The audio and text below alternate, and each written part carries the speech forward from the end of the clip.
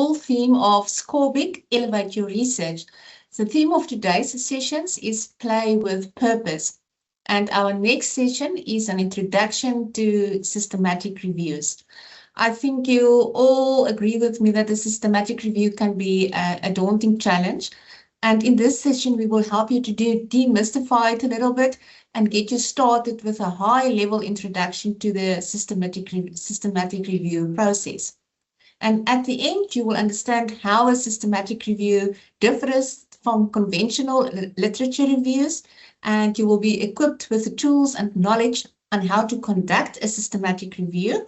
And you will know how to keep a systematic record of all the steps taken in finding the appropriate sources, and also how to disseminate the information from those sources. It is my pleasure to introduce our own in-house faculty librarian for agricultural sciences, Elizabeth Moll-Willard. And with that, I'm handing over to you, Elizabeth. Hi, Hanley. Thank you for that introduction. Can I just get a thumbs up that my sound's okay?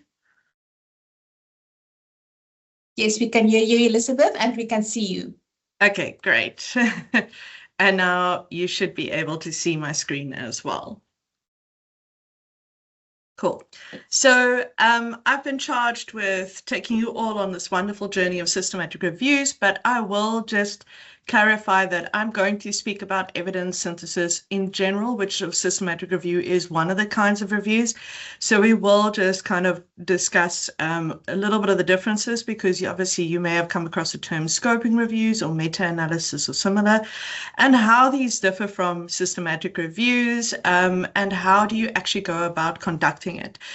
While today is a high-level overview, I do, and you will see, I will say this multiple times, I do encourage you to speak to your faculty librarian for in-depth help, as they'll be the best advised to say what's going on in your discipline and how best to navigate this for your discipline, because these do differ a little bit per discipline. So today what we'll discuss is what one of these kinds of reviews are.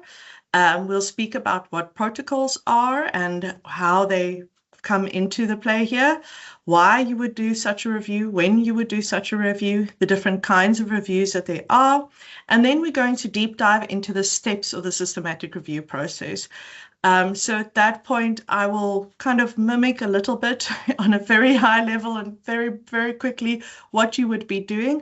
But please keep in mind, it is a long process conducting these kind of reviews. So the point about it is doing these steps methodologically thoroughly. We'll speak about how do you do your searching and documenting. I will not be speaking about effective searching strategies. The main reason for this is your faculty librarian would be best advised there for what is relevant for your discipline and where your discipline's documents sit. So please do go speak to them about effective searching, and I will remind you again when we get to that. And then we'll speak about the final step, which would be the write-up, the reporting aspect of it. So at any time, if you have any questions, please pop them into the chat. It's not meant to be a one-way show. As best as I can advise, I'll try, but at some points I might refer you to go speak to your faculty librarian. So just before we start with all of this, I just want to emphasize that all of this information is available on our systematic review guide on the library's website. If you haven't seen it yet, I'm just going to quickly show you how to get there. So from the library's homepage, the fastest way is you can click on Find to get to library guides. So I click on Find, and then you can see under Contact, Subject Library Guides. And this forms part of our research process guide. So you'll scroll down to R for research process. I have asked that it will be put in the link. The link will be put in the chat, so you should get access to that, but to the direct link. But there, if you don't know, research process. And under plan and design, you will see the systematic review dropdown. So there's our guide. All the resources that I showed today are available on the guide, the links to it, as well as more information as you need. Okay, so back to our regularly scheduled programming. So first of all, what exactly is a systematic review? So there's a couple of different reviews. The main point about it is here that you will see there's similarities across the terms systematically, explicit, accountable, transparent, reproducible. The point about a systematic review, it's not just a literature review. It is a specific methodology in itself. Evidence synthesis is a specific methodology in itself for the way in which a review of literature is conducted, because it views the literature as data points, not as just literature. So you have to have explicit, reproducible, and transparent research methodology that goes into conducting these kinds of reviews. So in this way, it is a research project in itself. And why you are doing it is you're trying to collate the best evidence, all the evidence that is out there, to answer a specific research question. So these reviews need their own research questions or hypotheses or objectives, but they are really about trying to gather all of the data that is out there in form of literature in a way that you write the methodology up that is reproducible, transparent, someone else is able to use it in future in order to answer your research question. In order to do this kind of review, the best starting point that you can give yourself is to have a protocol. So a protocol really sets out the different steps that you're going to be following. It's a nice roadmap of the steps, and it overlaps with that methodology of your study in a way. The protocol actually is kind of, if you think about baking a cake, it's the whole recipe of how you're going to be doing about it. This protocol will ensure that there is that transparency and reproducibility in your methodology. So we do have the PRISMA, which some call a protocol, but it's a reporting standard, and that kind of overlaps with what the protocol would follow. And we're going to follow the PRISMA one today. So it can give quite a lot of guidance as to the different steps you follow. However, certain aspects PRISMA cannot answer, and that can only be answered if you've got some good methodology formation. Things like, how many research questions do I look at? Am I looking at consistent statistics? What outcomes am I wanting to generate? What kind of questions am I looking at? Do I have broad questions, or do I have many different questions? Do I have a specific one? Do I have different variables? That all would be contained in your protocol, which PRISMA doesn't account for. So what I want to just give you an example of a research or an evidence synthesis protocol today is this specific template. So I think I may have made it too small now.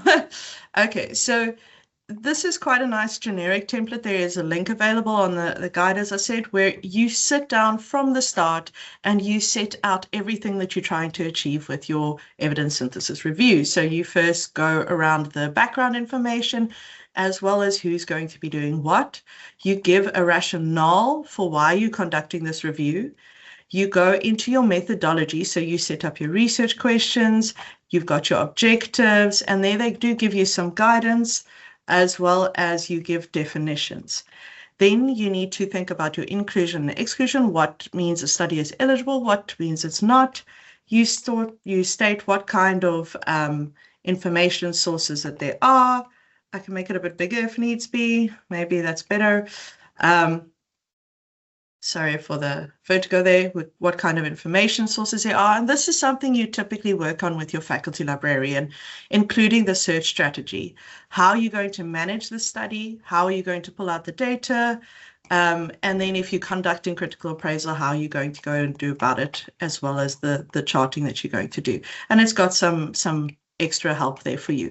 So this is an example of the document that we would expect to be done at the start of such a review.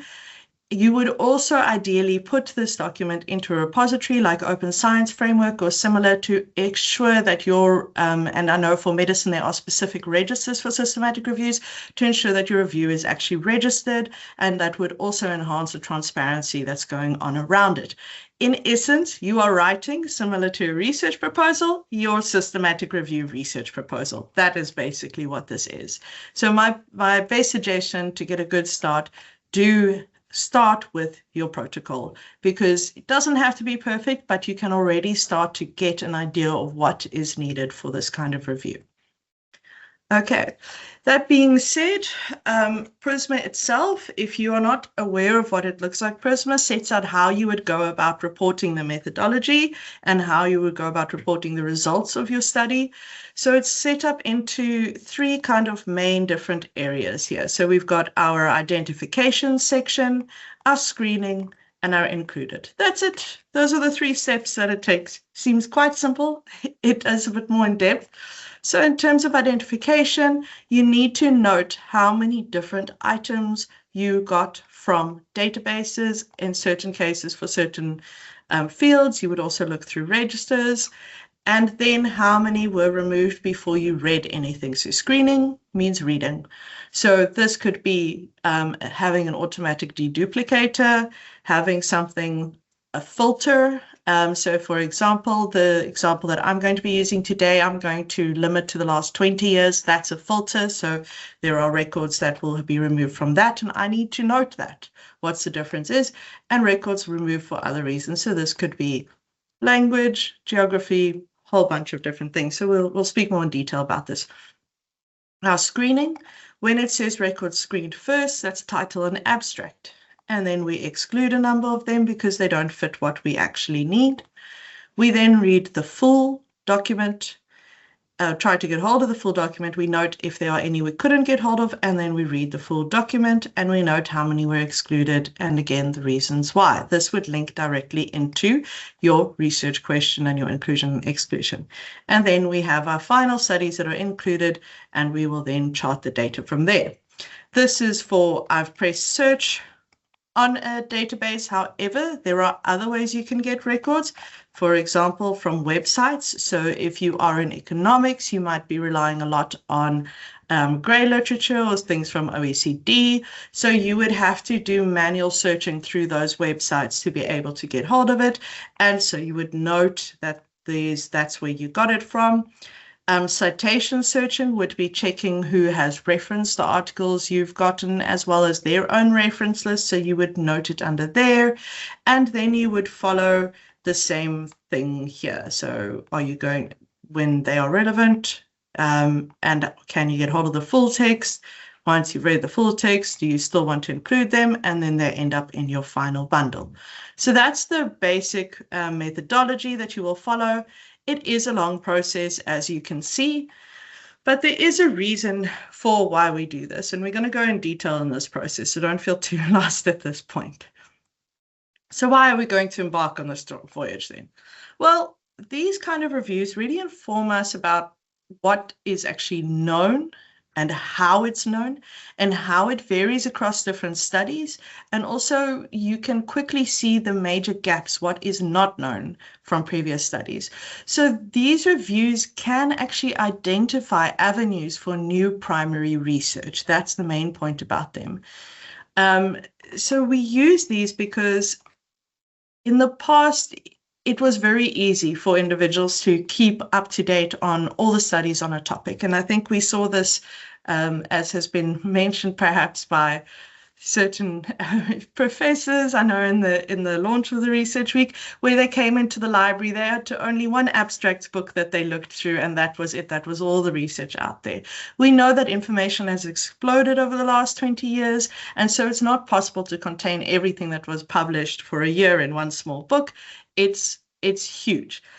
So this way, it is very difficult for you to keep up to date on absolutely everything. However, these kind of reviews bring together a lot of research and kind of try to also mitigate other aspects of it. So the other part about it is around hidden biases. Any individual research study could actually be what they call fallible, meaning it doesn't stand up to muster. So it could either be by chance or because of the way it was designed or reported. In other words, context could have changed in the last 10 or 20 years since that study was conducted. And so the way that study was conducted and what the study's finding is doesn't actually apply in the world anymore. Similarly, individual studies have limited relevance because of their scope and context. So something that is often done with primary research is it's very context specific or space specific or discipline specific. So these kind of reviews give a more comprehensive and a stronger picture based on many studies and settings rather than a single study. And it lets you undertake new primary studies with that information behind you. Whereas in other cases, if you undertook new primary studies without that kind of information, you might actually do unnecessary research or irrelevant research or unethical research in a way, because those context-specific factors or those methodological factors may not actually be usable anymore. So when do these kind of reviews come into play? So they're really often brought in when there is uncertainty about a specific topic or the type of intervention, or there's a lot of evidence still needed, and we're talking a broad topic. There has been a lot of research conducted, but it's very specific in scope, and so there's still a lot of unanswered questions. And so we are able to get a nice, accurate picture of past research with this overview of a topic. And that's why we conduct these kind of researches. They are in themselves, as I've already said, a research project, because it is still bringing together data, although your data is literature. I'm just going to pause. Are there any questions at this point? No, Elizabeth, nothing yet. You can keep going. Okay, keep going. So I've spoken, and you'll see the slides constantly say systematic reviews, but there are many different types of reviews, obviously. So we have our traditional literature reviews, which is what we're all used to doing. So we have a specific topic, we do some searches, we find some information, we contextualize our own study, in other words. So remember, a literature review is actually a contextual argument for why your study is needed.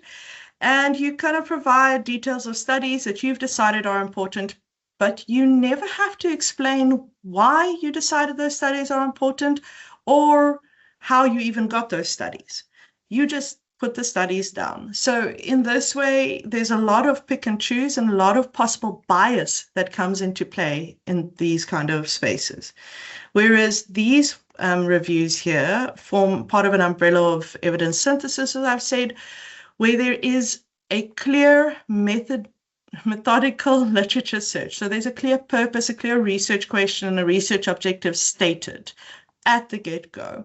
There's methodological evidence. So you have a method section that tells what the search strategy were, why certain studies were selected, and why certain studies were not selected.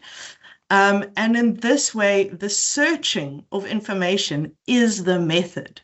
The ultimate aim is to synthesize what you have found and discovered.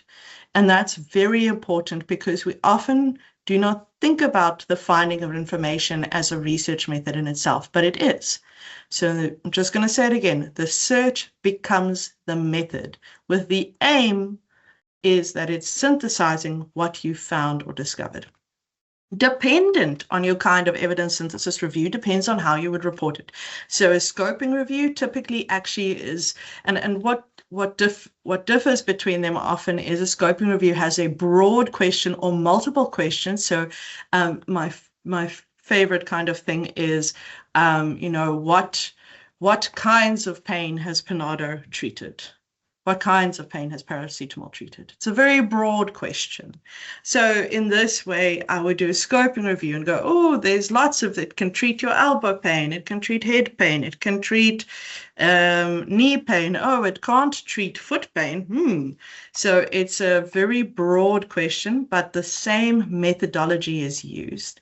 So it's the same amount of methodological work. And you'll write it up as a qualitative report. So again, a written summary or narrative similar to a literature review. However, you will often include a lot of graphs or charts or things like that with the results section. Then you have your systematic review. This is the OG. And again, your methodologicals, clear methodologicals. I'm very bad with that word. Methodical literature search with the clear purpose and research aim.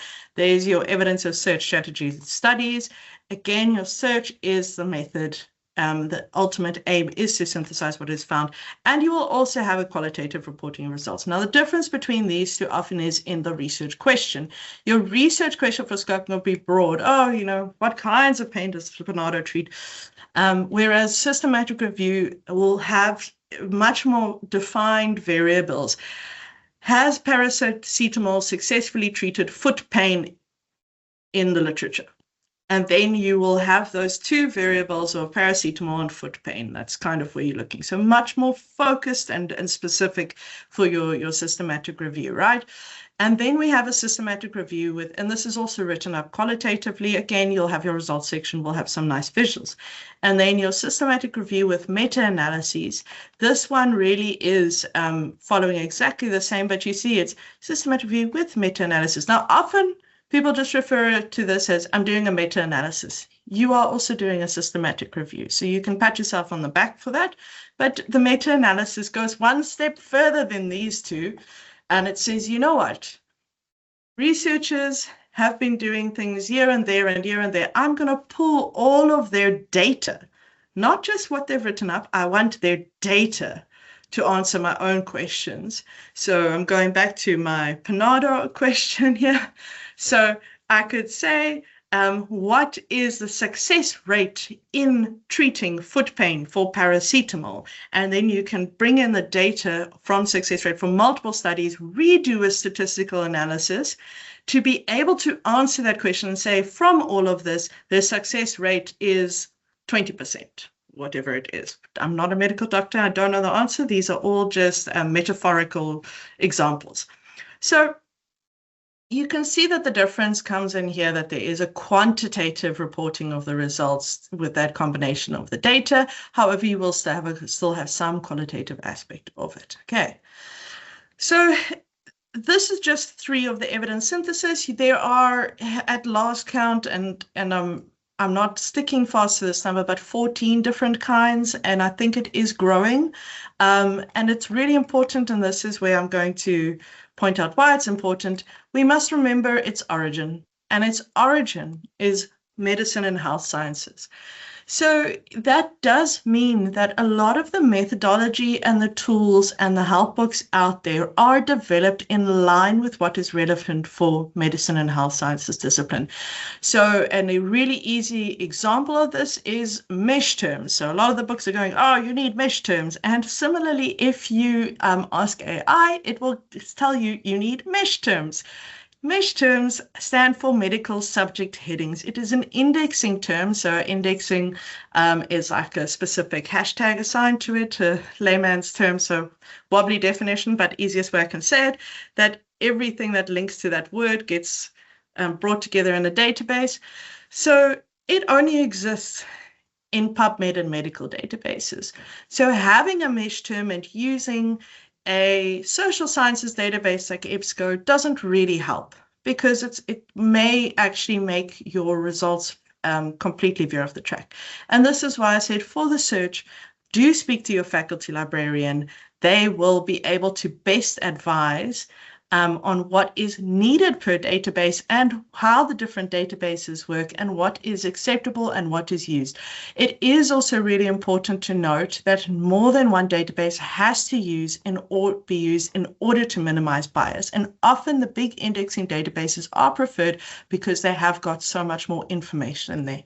We are trying for as bias-free as possible in terms of our data collection. And so you need to look in more than one information space. Okay, so please do remember where it comes from and kind of filter it to your own discipline. The main point is, as long as your methodology is reproducible, transparent, and explicit, then you are following the right steps. So now I've got some questions for you guys. So the first question I have is, you have seen your faculty librarian, you have tested your search phrase very proudly, but you find very little information. So what do you do now? And you are welcome to type in the chat or unmute. Yeah, please feel free to unmute yourself. And we are looking for all the brave ones to volunteer some answers here. And remember, there's no such thing as a wrong answer, okay? No, no wrong answers. Only answers that need extra guidance. That's it.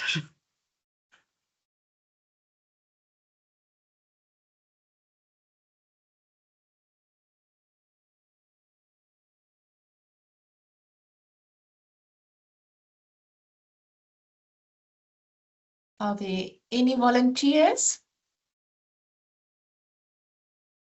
Okay. Use Google Scholar and filter by years. Oh, there we got some answers in the chat.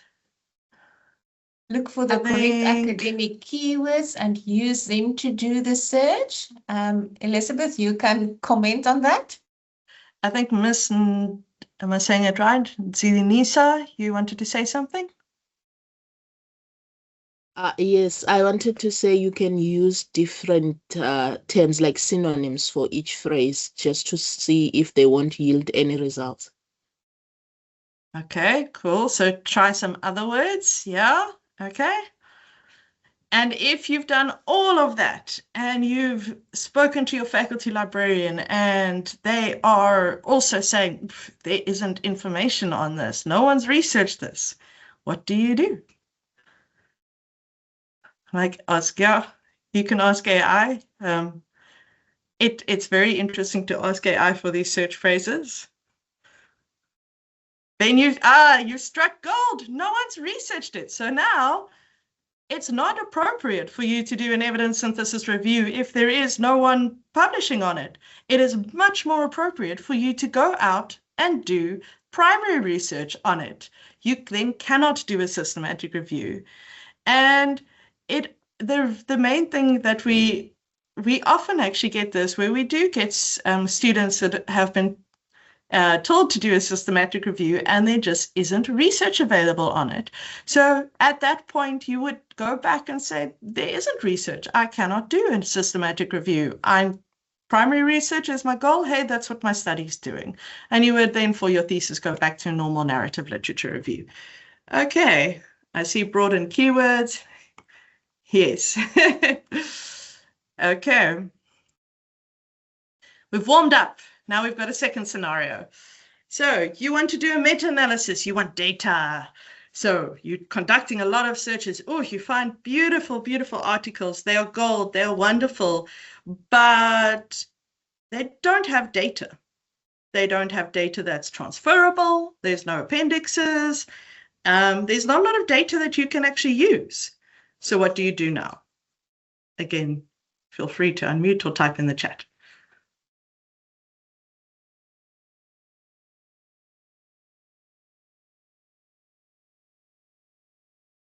You can do cross-referencing. Yeah, that's always a good way to get some more information. But there's still no data.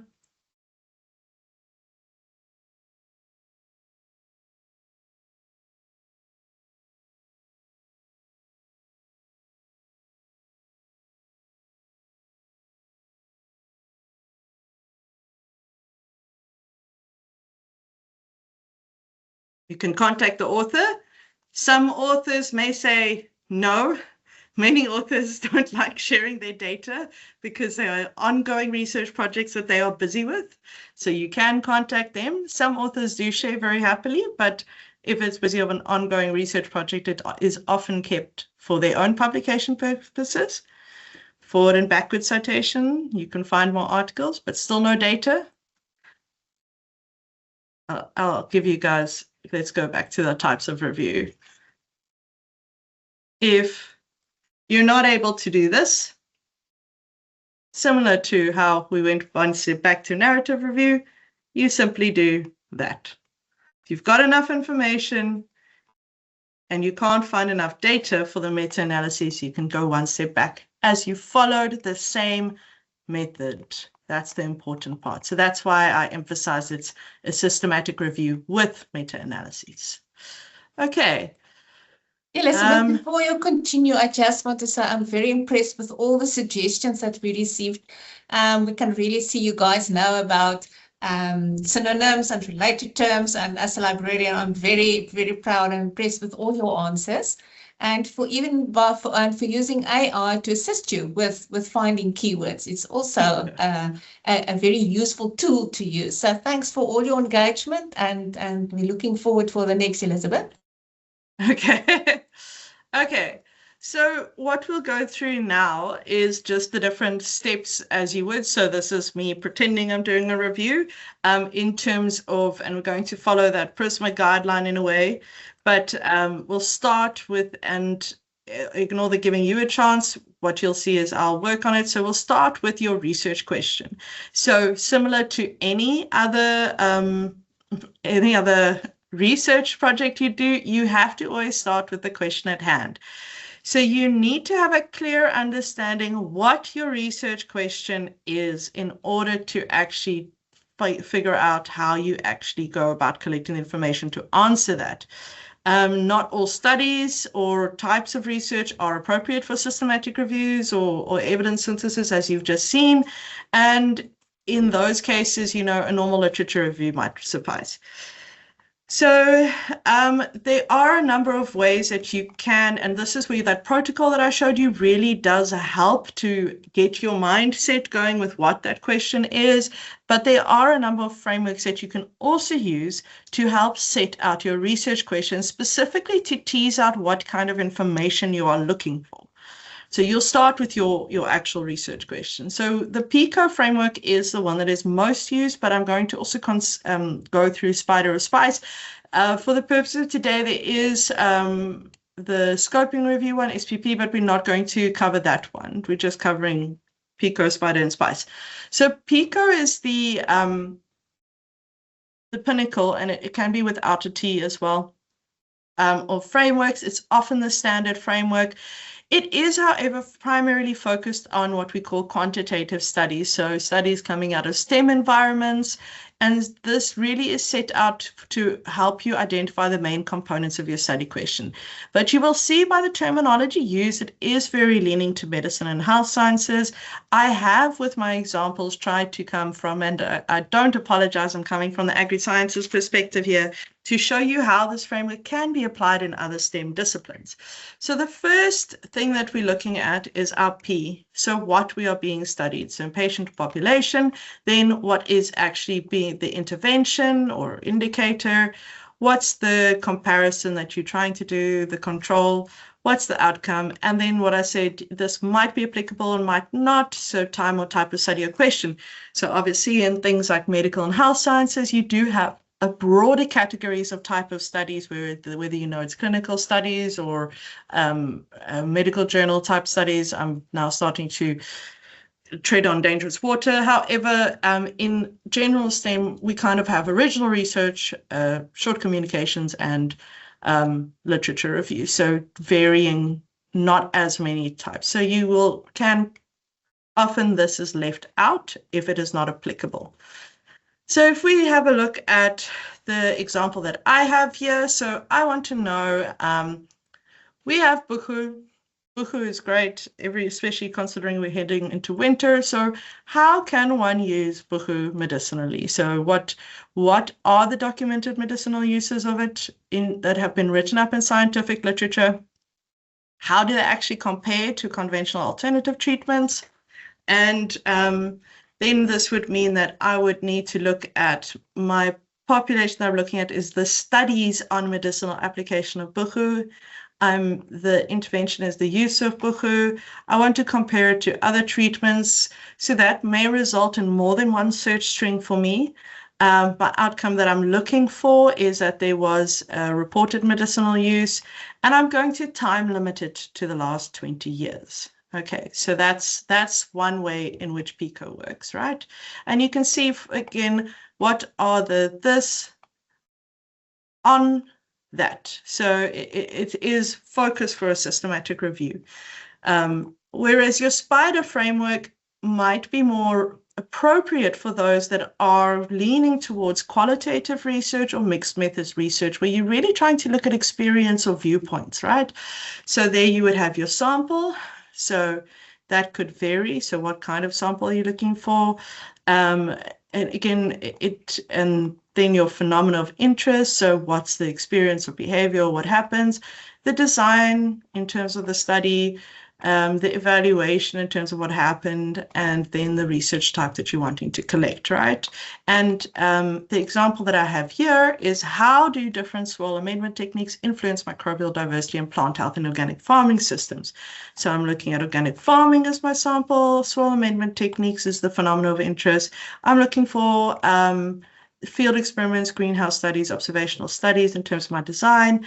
The evaluation I'm looking for is the soil microbial diversity changes that have been logged or plant health indicators. This could be disease, biomass, or yield. And then I'm looking for any kind of studies, right? Okay. And then our last kind of framework that we're going to discuss today is the SPICE framework. So this one is very, very focused on qualitative and policy-related research, so it fits very well in the social sciences. So we've got the setting, so the context, perspective, so the users or the stakeholders, the intervention, the comparison, so what is it that you're wanting to compare against, and what are you going to use to determine the measurement. So the example that I have here is what's the impact of minimum wage increases on employment in small businesses. So the setting is small businesses in South Africa. I'm looking for the perspective of small business, both owners and employees. The intervention that occurs is minimum wage. I want to do a comparison of before versus after the change in the wage increase. And then I want to look at things like, did the employment levels change? Did business close? Did employees report having better well-being? So that's an example of the SPICE framework. And you can see how these frameworks can actually link directly into setting out your keywords for your different studies. Okay, so once you've set out what your research question is, you will start with your actual identification and searching for studies. So that leads us into our step 2. So different databases or electronic sources may require different search strings because they have different functionalities built in their back end. The best way that we can suggest is that you need to test your search strategy beforehand to see whether or not it is actually effective, and keep a log of all of your searches throughout, as well as the number of results. And essentially, you will actually report that through that Prisma flow diagram that I showed in the beginning. So search testing can take place in a number of ways, and there are some tools that can assist, but this is, again, speak to your faculty librarian for something like that. So a tool that I use is a Search Refiner. So this is me. I've managed to find some articles that fully fit my actual topic. On PubMed, I've put the PubMed IDs in here. This is my search that I've put in. And now I can see, I'm just going to make it a bit bigger. Okay, for the purposes of the words, how big they are actually correlates with how many results they're bringing back. So I have 4 citations it needed to retrieve. It found for my search only 13. It had to find 4 of them. It could only find 3 of them. That means that it's not able to find all of the articles that I have considered to match my topic, right? So I would have to refine my search, change things, have a look at, there I can see therapeutic, all 4 are being found, pharmacological, 3 are being found, ethnopharmacology 2, and so on and so forth. So I can sit and use tools like this to be able to determine what's going on with my search strategy and refine it better. So this is my search testing phrase. This is before I've collected anything. This is just me testing the search for efficacy. So you can work with your faculty librarian on something like this, right? So do make use of the tools out there to test that search phrase first, because you want to make sure that when you go and do that data collection, you are able to do it properly. It's a data grab in essence. So you can only basically search once. You're not doing iterative searching. That would not be reproducible or transparent. You are searching once, pulling all of the results, and then screening through them. So you need to make sure that search is great. So what else should you include these kind of things? So your log for this should include where you searched, what you typed in. So are there limitations also applied in terms of the, did you search in titles only or all fields or similar? the number of results, and when the search was carried out. That is very important. You will search today and you will search tomorrow, and the number of results in the database may be different because every single day information is being published and being added. Okay. So duplicates, well, you can also remove duplicates through automatic steps with a lot of these tools. However, that would be once, I would suggest, once you have finished conducting your full search. Keep in mind, as we spoke in the beginning, you will also identify, as has been said in the chat already, through reference lists, citation scanning, and there actually are tools that can also assist with forwards and backwards searching and being able to identify from other websites and places as well. So it's very important for you to do good document management, and you can use things like, there are tools that are set up for that, and you'll see on the library guide, there are specific tools that are open source like Kadima or Terra that are available to help you keep this log. However, you can also do it very manually in an Excel document, which is what I'll be showing today, as well as using reference manager like EndNote. Okay.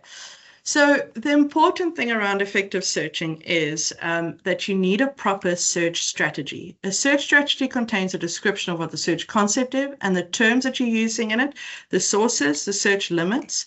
It needs to be systematic, transparent, accountable, and replicable. It has to consider what your aim is to make sure that the appropriate search is being used, where the most relevant sources of the studies may be. So which databases are you going to use? What are the benefits and drawbacks of each source? Where is there bias? Where is there not bias? And the resources that are available in each one of those. So, what's the indexing doing? So even if it is a resource that has very few results, it may be that that resource has got things in it that nowhere else has. So I can speak in terms of AgriSciences. We have a database called CAB Abstracts. It goes out and indexes a lot of society journals that are not present in bigger indexes like Google Scholar, Scopus, or Web of Science. And so it is really one of the few sources where those smaller society journals that are publishing very good research are only available there, are only findable there. It's important to note we're talking about finding electronically, not necessarily finding references electronically, not necessarily what you can go scan on a bookshelf, right? So it's also important to check your main journals in your topic, see where they are indexed, see what kind of search terms they use, and then do have a look at your controlled vocabulary, like your mesh terms, if it is applicable to your discipline. Okay, so the point here is we want an exhaustive search that is inclusive as possible, so there is no bias in your results, as much as we can remove bias. Okay, we are trying to cover the entire information universe, so it is going to be an exhaustive search. We're trying to minimize things like publication bias, where positive results, or even in this day and age, we're also trying to minimize algorithmic bias, where more clicks more likely to show. So just keep in mind, what we want to have a look at is try to get hold of everything that we can on that topic. There are also time lag biases, language biases, and citation biases, where we give more credit to those that have more citations than those that don't, right? So you want to take all of that out by as inclusive a search as possible. Okay. So even exhaustive searches won't really find negative and non-statistically significant results, often because they don't get published. That's as simple as may be, or they may be published in paper in a pamphlet somewhere on a shelf. And so lack of access also can come into here. So we think we've got access to absolutely everything because of connection. We really don't. And a lot of it can be locked behind walls or behind paywalls. So do keep in mind, for things that Stellenbosch doesn't subscribe to in terms of academic works, we have interlibrary loans that can assist with that. But for disciplines such as that are more policy-driven or social sciences or similar, it might become increasingly important to look through your grey literature.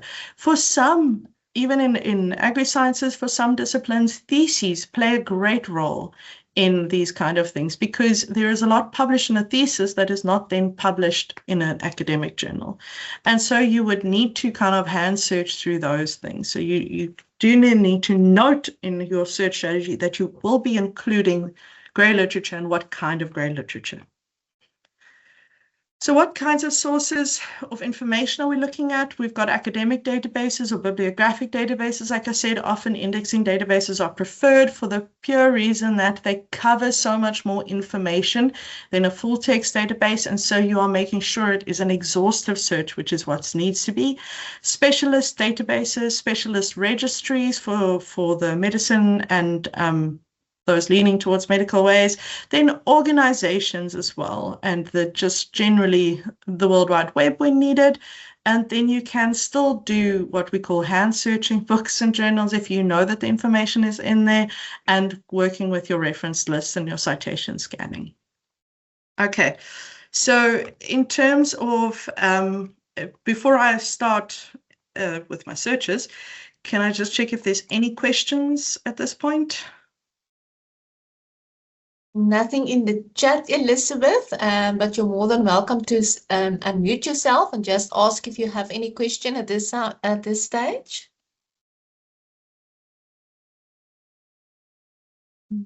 No hands, and there's nothing in the chat as well, Elizabeth. Okay. So I'm just going to go on to what these kind of searches, and you've kind of previewed my search strategy here. So I'm sticking with that very first topic that we had with what has Buchu been used to treat over the last 20 years. So I could use a database like Scopus, and I'll just, you can see, let me just go back to the beginning of Scopus, okay? I'd put the search in there. I know it's already in there, but let's pretend. And now these are the things we need to note. Look here, search within, article, title, abstract, keywords. For Scopus, that is what I would suggest, to be honest. You can go for all fields, but if you have a look, they give you a list of what the fields are. All fields does not include the full text. It does, however, include funding information, affiliation countries, and affiliation details, details around documents, ISSN, DOI similar, conference titles and so on. You can make it because it's got article, title, abstract, keywords. It's not looking through author names. If you're looking for specific authors and chemical names and so on, you can also do that if that's what your search is needed. But for my literature search purposes, this is what I'm doing. And then I will have my 35 documents that I found here, okay? Very few. And now, because my study is time limited for 20 years, I can adjust. So I need to note, and this is where I will have my search log. Here's my search string. Today's date is the 13th of, is it the 13th of May? Wow, okay. 13th of May. I have 35 results and in Scopus, and I can note in here that after I've removed it, when I go 20 years, then I'm at 1996, right? 1996 to 2026, which should include 2026. Let's see if it'll do it. Nope, it doesn't want to, and it takes out one document. So, right, so I note, oh, sorry, there's my document. So I note, then I'm going to redo the search. Oof. And I can actually copy this here, and you will see it's, if I remember, okay, no, it's supposed to say, then I'll just note filter applied 1996 to 2026. And I note that it is now 34. So this is what we mean by keeping track. This is the most manual way, obviously. And essentially those 34 are what we're going to be taking. If we're at our identification, we'll note 35 here, and we'll note that one was removed as a result of that filter, that automation tool. Okay, so you would keep track this kind of way, and you can repeat the search in alternative places like Web of Science. And you can see Web of Science, remarkably different in terms of 11 results different, so 24. And now I've say again, filter is applied, and now Web of Science has got, so I'm going to go for, yeah, it actually already doesn't have anything before 1998, so I'm fine. So it will still be 24. Okay. I can work through these documents manually and then say, okay, so many are duplicates, and then note how many in total I have, and that would be the amount that I would include on my Prisma. You can also use a tool like EndNote, EndNote, and what you would do at that point is you would take all of the files, export them as a RIS, and pull them into EndNote, preferably in a nice folder format that you can pull it into, right? So there we have. So there are different ways. There are, like I said, other tools that are also work on RIS files like Terra and Kadima. I'm just mentioning those because they're open source, so they're free.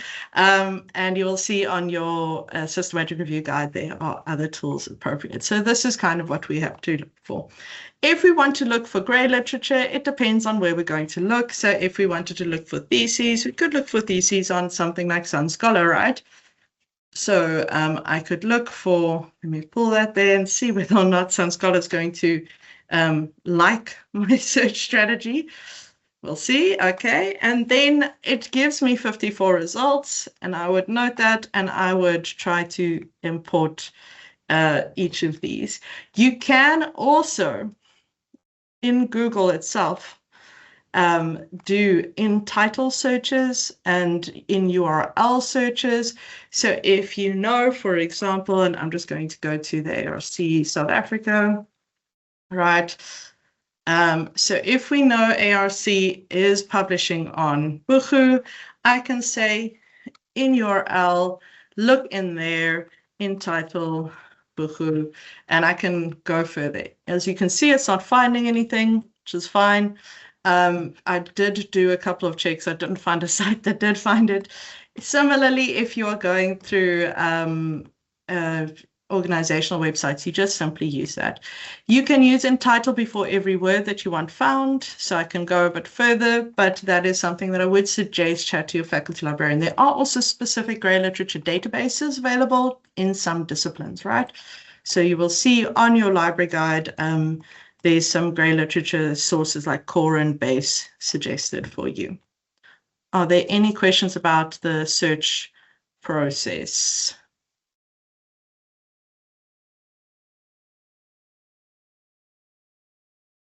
Nothing, Elizabeth. Okay, great. So once we've got our search there, we need to decide what we're going to include and exclude. So this was where your Pico or your other framework really comes into handy, because it breaks it up, and you apply it to your search results. You go through your title and abstract first. You can also exclude based on dates, the fact you can't find full text documents, or perhaps the item is only available in a different language that you don't speak.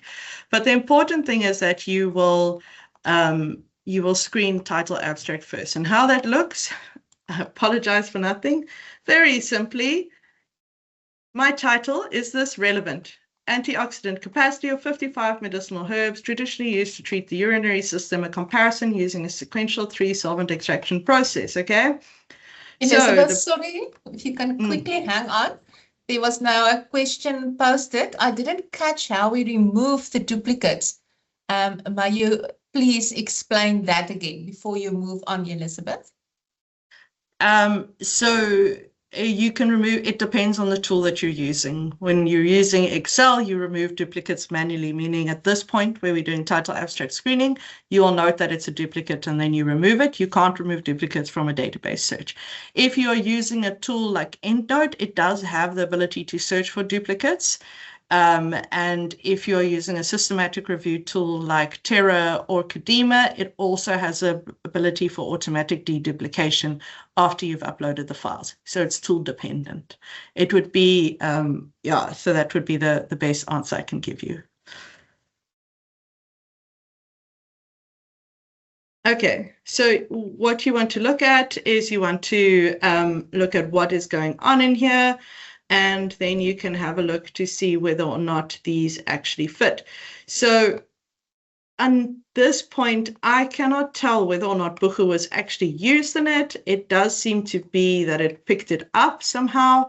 And so I would assume that perhaps maybe this is something I'd want to include for now, as it seems to be looking at complementary medicine. I could also use it as an alternative for that comparative that I'm wanting to. So I can simply put this into my include folder, okay? And so I would go and read every title and abstract of it to see what exactly is in there. Does it have, and if I go back to my Buchu's Pico, okay, so does it have a study that's looking at medicinal Buchu? Is it using Buchu? Are there other herbal remedies? So that's where this document might come in handy. Is it a compilation of the reported medical use? Yes, it was. And does it fall within the last 20 years? And yes, it did with all of that. So in this way, I would be able to put this one into my include folder. The only thing I'm not certain about is, do they mention Buchu explicitly, as it's not mentioned in the abstract, okay? So I would find that out through full text. I'm not looking for full text right now. All I am looking for is title, abstract. And I've done one, I go on to the next one. Title, okay, broad review of commercially important Southern African medicine plants, and abstract. This is literally watching someone read, so I apologize. It's not the most interesting thing, but aims of study, all the rest of it, and I can see immediately there's agostima, and if you know that that's the term for Buchu, which if you're studying it, you should, there we go, great, you're going into my include. I come across something that is absolutely not relevant, perhaps, then I would say exclude. And I can do this I'm just using EndNote as an example for. You would do similar on a systematic review tool, like the ones that I've mentioned, where you would note include and exclude, and you need to note the numbers here. So this is why there's different folders, so you're able to note what you're going to include and exclude, okay? So you go through your titles and abstract screening, and only once you have finished all of your titles and abstracts, do you move on to trying to get hold of the full text document, okay? So the full text document really can mean that you can have access to it. We don't have access to absolutely everything, or it means you don't have. So what's really useful about EndNote is there's a little button that says find full text, if I'm right. There we go, the little PDF. There we go. And even if EndNote doesn't find it, you have to be linked into the library subscriptions for this to work, right? But even if EndNote doesn't find it, right, it's searching there, then I can go and look through the library catalog for Journal of Ethnopharmacology, okay? And old school, as though we're looking on the shelf. You can also Google Scholar the title, but I'm just going very old school today. So there we go. Does the library have access to it? Yes, the library has access to it. Click through, follow the links, get the document, keep it in my folder. So using the EndNote is really useful for that purpose as well, right? Okay, so once we have worked with going through the titles and the abstracts, we now try to find the full text of the items. If there are ones we do not have access to, please make use of our interlibrary loan service that can get the article or similar for you. They will obviously guide you further. So there's a link on the library guide to that. Then we repeat the process with screening the full text of the article and we will work towards extracting data. So first we want to screen the full text of the article and say include or exclude. Exactly the same method that we followed with the title and abstract. Once we've got our include folder, we then extract data. And so it's sometimes called data charting or data synthesizing or whatever you want to call it. It really is the process that you have to note, literally, take out the information that what you need for your actual research question to be answered. So it's your data collection, in other words. So this can look a couple of different ways. Then in the worksheet that I have here, there is a brief literature synthesis table, which one can use. You can adapt the headings to be the purposes of your study, and then you would kind of note and build an Excel document. Keep in mind, for publication purposes, they are increasingly wanting this table of your data extracting table. So you do need to keep it clean and neat and easily usable to be added to your publication. Alternatively, there is for if you're looking at, this is for a scoping review, a template from the JBI. So you can see there, it's per source, citation details, country, context, participants, and so those kinds of things. So depending on what you're going on about, please do, or what you're researching or what type of review undertaking does depend on the type of data charting table you're going to have. Remember that we spoke right in the beginning about the protocol. What's nice is that the protocol specifically has got this in it so that you can already think about it and start to plan towards what data you're wanting to pull out. So quite important that after you have screened through your full text, you then take that final included folder and you start to chart your data. Okay, so I've already done this screening. And the important thing here is that we're moving with that final inclusion thing. We are now saying this is our final number of resources. And now we're starting to do textual analysis or statistical analysis, if we're doing a meta-analysis as well, in order to answer our research questions. So you can use MS Excel, that's the old school way. Some people use R. I am not as proficient in R. I have learned it a few times. It escapes me. But if you are very proficient in R, which I know many STEM students are, you can use R, and they've been used wonderfully. There's a lot of pre-generated coding actually on GitHub available for systematic reviews. Then RevMan is the software from Cochrane, so it lends more towards health sciences. Rayan, there's a free version. Then we've got our reference manager. Stellenbosch obviously has EndNote. And for qualitative analysis, of course, we have Atlas TI. And there is an Atlas TI webinar this afternoon at 2 o'clock. So if you've never encountered Atlas TI, I do encourage you to sign up for that. But these kind of tools really can help for this entire process, and specifically for the data charting. They often auto-generate a lot of things out of it. So you're able to make notes on the tools and then go further and kind of have it generated as a table. So then we've got essentially our data. So we will need to start to write up. So we follow the PRISMA protocol in terms of for writing up. The reason for this is it's actually called the preferred reporting items for systematic reviews and meta-analyses, right? So preferred reporting. In other words, that's the way they want it. That's the structure they want it. These articles follow the same structure as any other experimental primary research, namely IMRD, Introduction, Methods, Results, Discussion.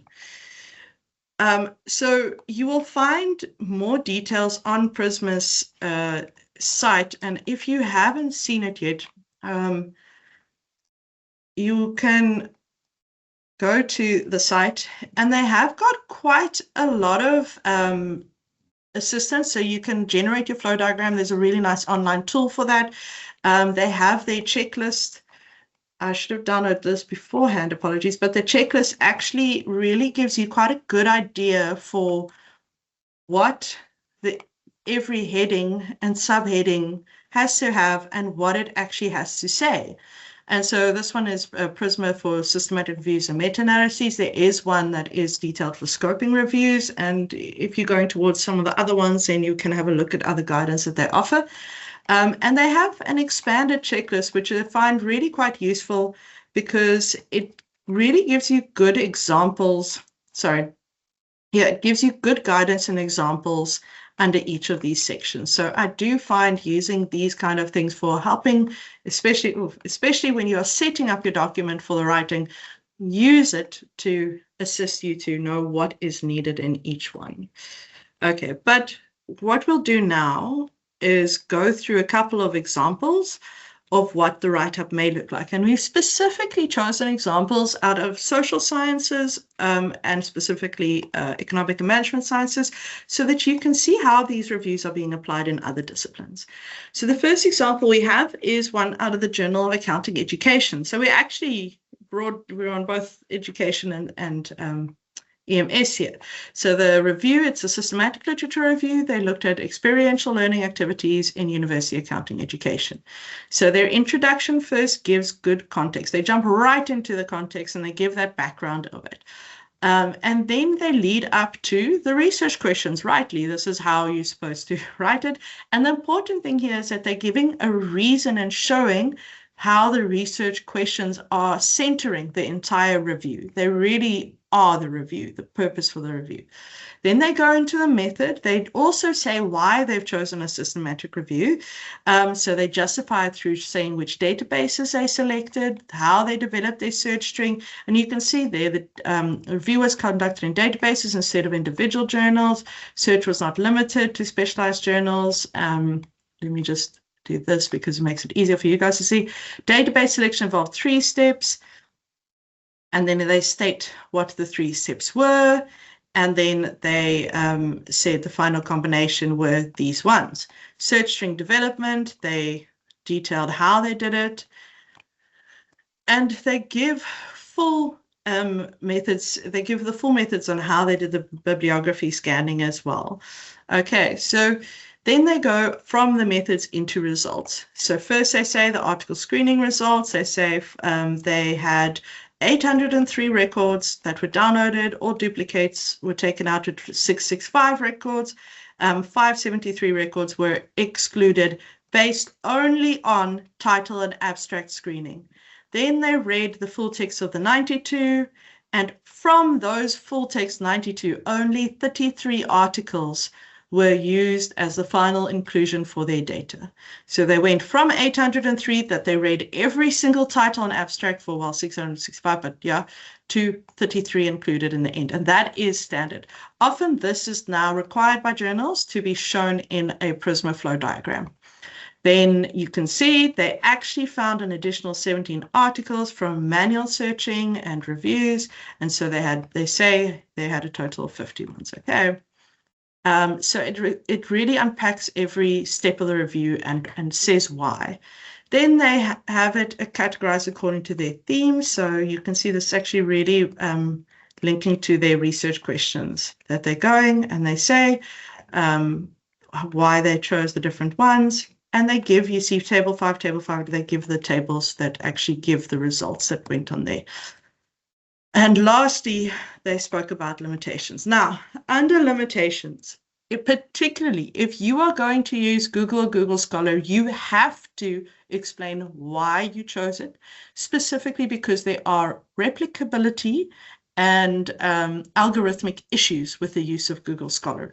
So Google Scholar, unfortunately, you can run the same search on 2 different computers and they will not have the same results. It also deploys what we call fuzzy match searching, which means while you may use a Boolean search in it, at some point it turns over and looks for any one of your words. So you will get a lot of irrelevant results. And so there are these replicability issues for something like Google Scholar. It's really quite interesting. You can actually, if you are signed in, it has your location, and that even influences the way the results are shown. However, for some disciplines, Google Scholar is very good. So you will then need to kind of say why you include it in this limitations section, similar to how you would explain limitations for your research project. And then the next example we have, again, accounting. This one looked at the 4th Industrial Revolution with regards to skills and qualities, and they wanted to use it to propose a conceptual framework for accounting education. So they started at what the study is. So it says, through a systematic literature review of recently published research reports, it examines this. So there's its research question, right? It gives some context, but it jumps right into the research questions. And then it unpacks things through a literature review. And some of them may require this, that you have a mini literature review before you actually do this, where it unpacks why you're doing that. It goes into the methods, and they then justified every step of the process.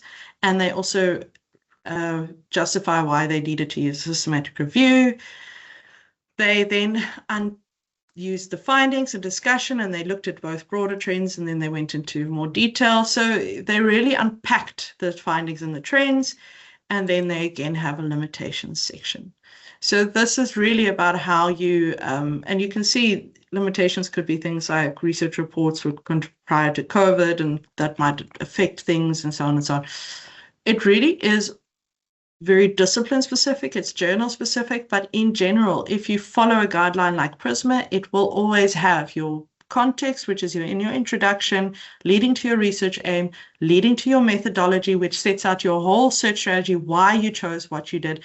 And if at that point, if you have consulted with your librarian, you would include that in your write-up. It is best practice, as noted in all of the handbooks, to consult with an information specialist, as such as a librarian.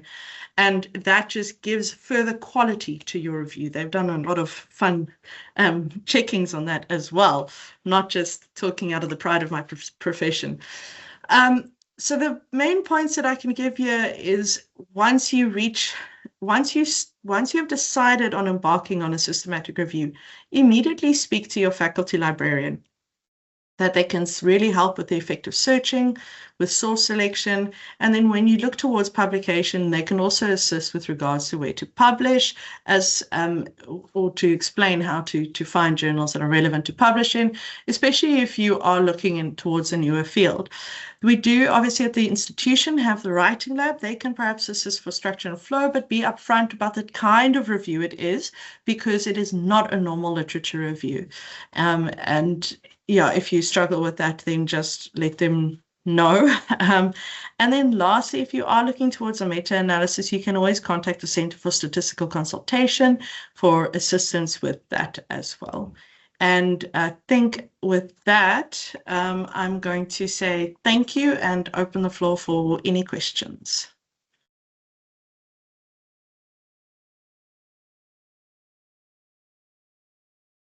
Thank you, Elizabeth. Yeah, please make use of the chat. And once again, you're more than welcome to also just unmute yourself and ask a question. I think what I really once again realize is that a systematic review is quite intensive and very time consuming. I've just also realized, Elizabeth, when you share, they found 808 articles, and then you have to read all of those articles and engage with them and analyze them to decide whether you're going to include or exclude it and report everything. Any comments or questions are more than welcome. Yeah, I just want to add that the best practice guidelines, but this is pre-AI, but still, the best practice guidelines set out a timeline of 12 to 18 months for a systematic review. And that comes out of medicine and health sciences, where there are generally teams that work on it. And part of the reason for a team is to also minimize bias. So if you are a supervisor and you're looking towards having your student do one, because it's the same as a literature review, right, just publishable, it really isn't. You need to factor the timeline into your students' work and know that it can take a lot extra. It's not easy to read 803 abstracts, let alone 100 academic articles, and read it attentively. So it's very time consuming, which is quite important to note. But there are many that have done it, and it really is similar to how literature reviews used to be done pre-digital in a way, where people had to search through abstract books.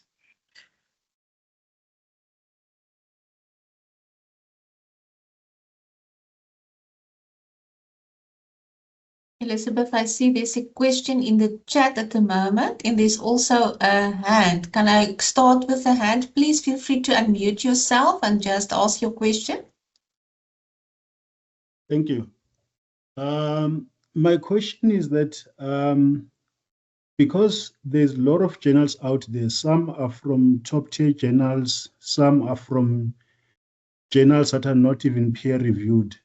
When you do this SLR, how do you handle that? Thanks.